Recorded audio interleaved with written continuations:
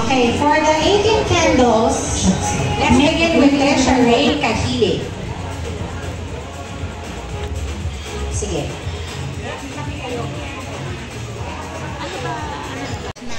Okay, this is the question for Trisha.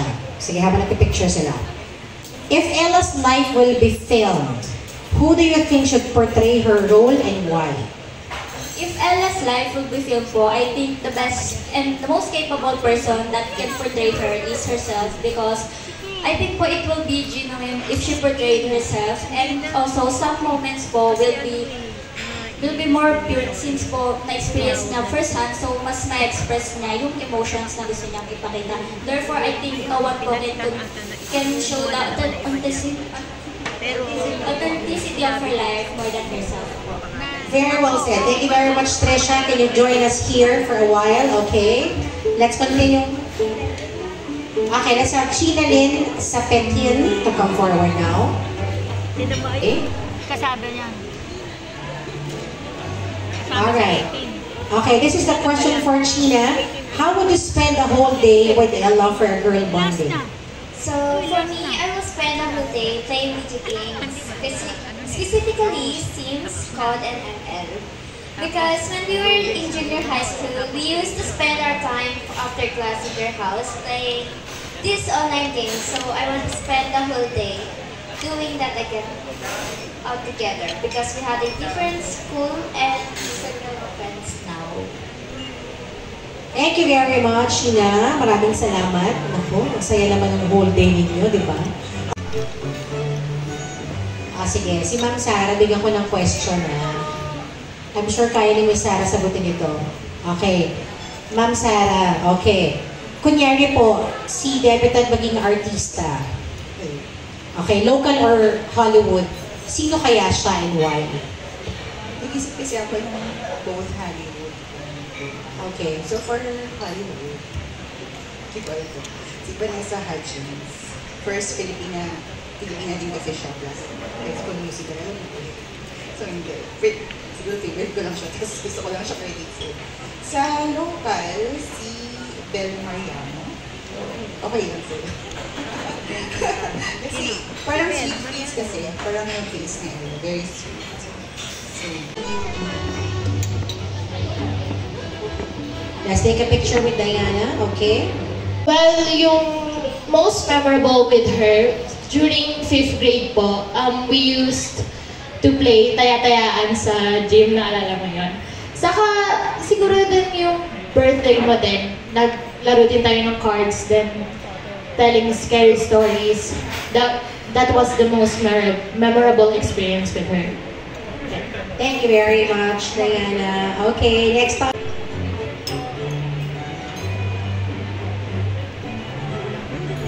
Give her a precious gift that would be a lucky charm to show that I genuinely wish her all the best, good luck, fortune, and happiness in her future endeavors.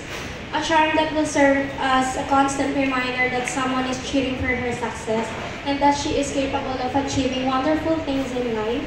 And a charm that represents my sincere hope that she may always be happy and prosperous in life. Well said. Thank you so much.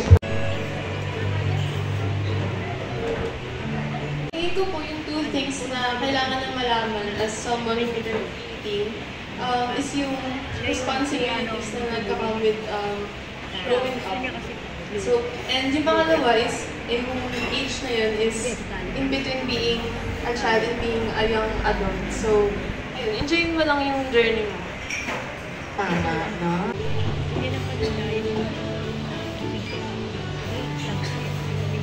If I were an accessory po of Ate Ella, I would be a necklace po. Why? Because pag gusto ko po na every time po nasasuotin niyo po yan or makikita niyo po yan is maaalala niyo po yung memories po namin magkasama. Yung funny memories, embarrassing memories, yung mga panahon po na nagtatalo po kami but nasasolve namin. Especially rin po yung mga masasaya pong alaala namin.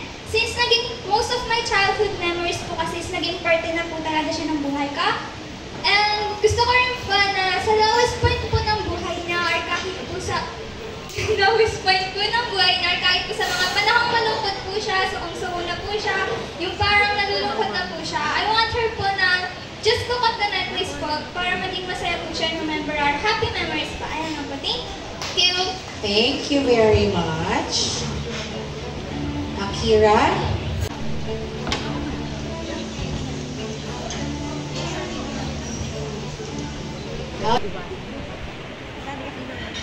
I think po is yung para pong mga biyahe ni Drew because her personality is adventurous.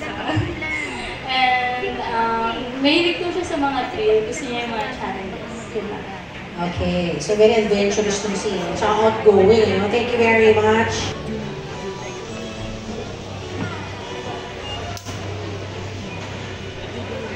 Funny because yung way ng papuntang Ariada, that's because we've built a lot of memories po there and I miss her a lot every time na dumadaan po ako there.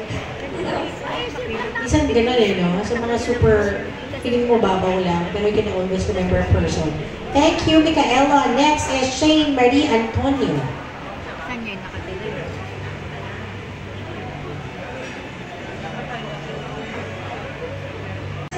Friendship po. Kasi since grade 7, yung bonding, yung kulitan, yung asaran, lahat po is nandun po nabuo. Tapos, nung nag-graduate na kami nung junior high and nagbago na ng school and environment. And yung friendship po, still pa rin there kahit na nag-iba po ng environment. So, I think yung friendship is still there pa rin. Kasi it's true, di ba? True friendship yan, ano? Even though you're not together, nandun pa din yung pagkakaibigan ninyo. Thank you so much to...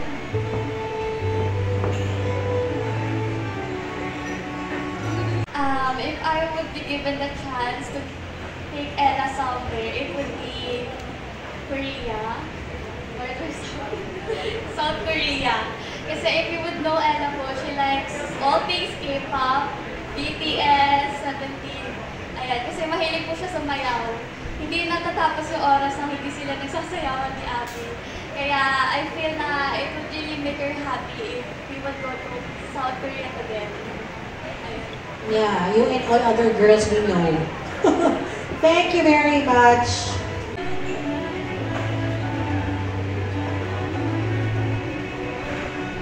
Siyempre kasi first of all, alam talaga yung favorite color niya. And we all know naman na having a favorite color can reflect to our personality. So I chose purple for her because that color represents being understanding, supportive, one of a kind, and the sweetest one I know. So as co-army, I purple you, Carol. Ay, purple you. Cute. Thank you very much. Salamat. Okay, Luis. You need to change something to yourself. But I want you to be more open to us. And we want you to know that we're here for you. No changing, because we love her just the way she is. Thank you very much to Luis.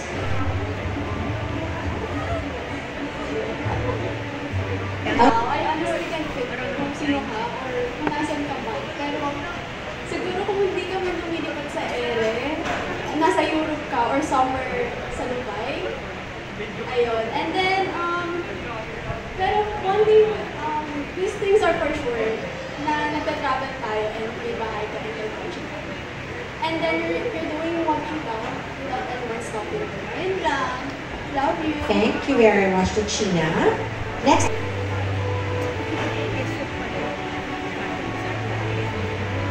I would dedicate this song not just because you're a fan of Cup of Joe, but as a person you are. When you want to pursue something, you're not distracted by everyone's opinion, and Tingin would be the best representation for someone like you.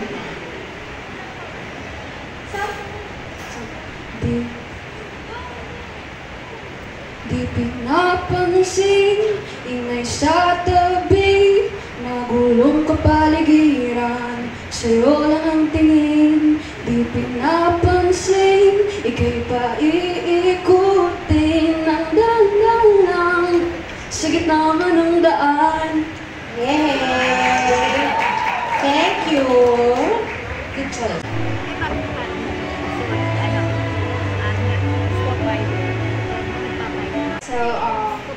yung motto is be kind to yourself as you proceed along this journey. So embrace your imperfections, celebrate your strengths, and treat yourself with the same compassion you offer to others. So your journey is just the beginning, and the world is waiting for the incredible person you're destined to become. So Thank you very much. All right.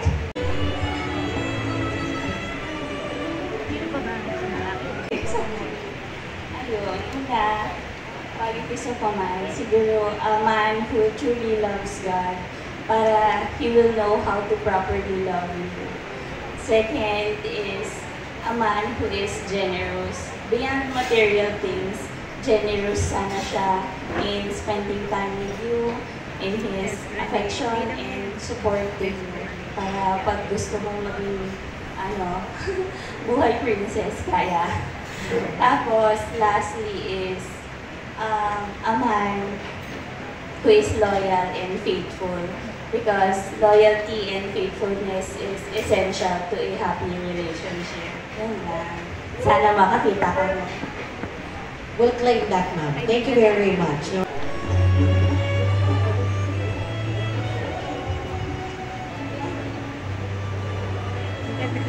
Okay, Tita Jackie na to. Okay, name the 2 qualities, madam, that you love most about your pamangkin. Okay, siguro yung unang-una yung sweetness. So, I love na kasi yung minsan yung bigla na lang siya lalapit, mas bigla siyang gagawin. So, basta yung sweetness mo. Then, yung isa is yung nakikita ko yung dedication niya sa pag-aaral niya. Basta makikita mo na dito talaga siya sa pag-aaral niya. Na hindi ko nakita doon sa mama niya. Ayun. So, ayun. So, nakikita ko talaga na talaga siya sa pag-aaral niya. Dito siya na makatapos. Ayun lang po. Happy birthday. Thank you so much, Tita Jackie. Stay with Ella. Okay, sige. Pabilis lang ito. Picture muna tayo ng group photo. Okay. Sa kabilang sides doon din. Ayan. Okay, Ella.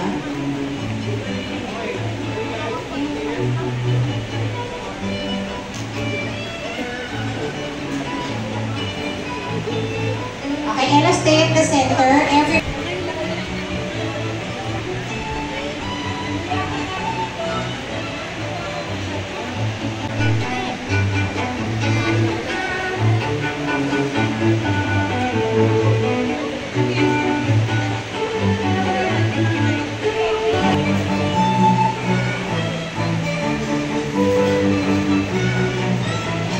Patay po yung ating ceiling fan, okay?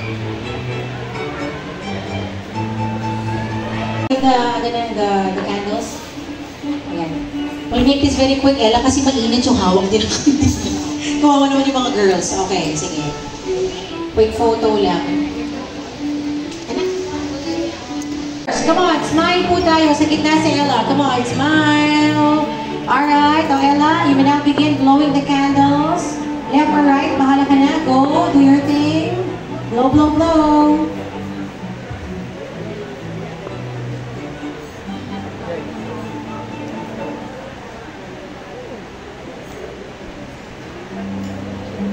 Our 18 traditions for our dear Ella now.